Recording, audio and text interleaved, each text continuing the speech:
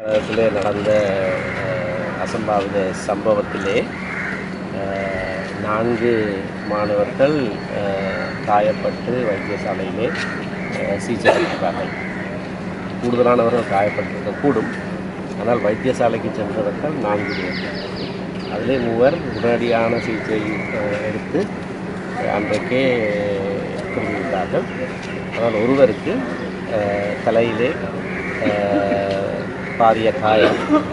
அதன் நிமித்தமாக யாழ்ப்பாண வைத்தியசாலை அவரை உடனடியாக கொழும்பு தேசிய வைத்தியசாலைக்கு இடமாற்றம் செய்திருக்கிறது.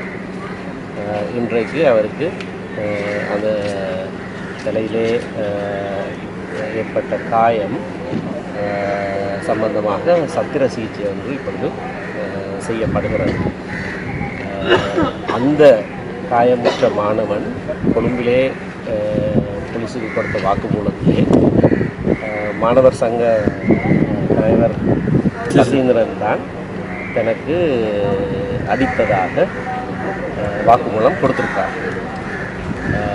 ஆகையினால் அப்படியான ஒரு வாக்குமூலம் போலீஸிலே பதிவு செய்யப்பட்டிருக்கிற காரணத்தினாலே தான் நேற்றைய தினம் போலீஸார் சசீந்திரனை கைது செய்வதற்காக முயற்சிகள் எடுத்தவர்கள் இன்றைக்கு நீதிமன்றத்திலே அவர்கள் வழக்கிலே இந்த விடயத்தை தெரியப்படுத்தினார்கள் என்று அறிந்த காரணத்தினாலே நாங்கள் அவர் நேற்றைக்கு கைதாகாமல் இன்றைக்கு நேரடியாகவே அவரை நீதிமன்றத்திலே முன்னிலைப்படுத்தினோம். முன்னிலைப்படுத்தி இது காயப்பட்டவருடைய தாமதித்த வாக்குமூலத்திலே மட்டும்தான் இவர் அடையாளம் காணப்பட்டிருக்கிறார். இவர் மாணவர் சங்க தலைவர் என்ற காரணத்தினாலே இவருடைய பெயர் பிரபல்யமானது. காணொளிகளிலே செய்திகளிலே வந்த காணொளிகளிலே இவர் அடித்ததாக எங்கேயும் காண முடியாது. இவர் அடி வாங்கினது தான் கூடுதலாக காணப்படுகிறது என்கின்ற சார்படத்தை நான் நீதிமன்றத்துக்கு செய்தேன். அதற்கு மேலாக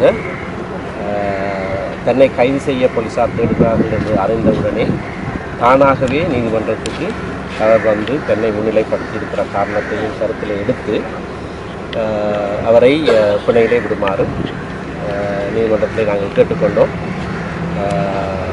காயப்பட்ட மாணவருடைய நிலை மோசமானதாக இருக்கிறது என்ற காரணத்தை முன்னிலைப்படுத்தி போலீசார் அதற்கு எதிர்ப்பு தெரிவித்திருந்தார்கள். ஆனால் சகல விடயங்களையும் கருத்தில் எடுத்த நீதவான் அவரை 2 பிணையாளிகள் ஒவ்வொருவரும் தலா 2 லட்சம் பெறுமதிக்காக கையெழுத்திட வேண்டும் என்ற சரீர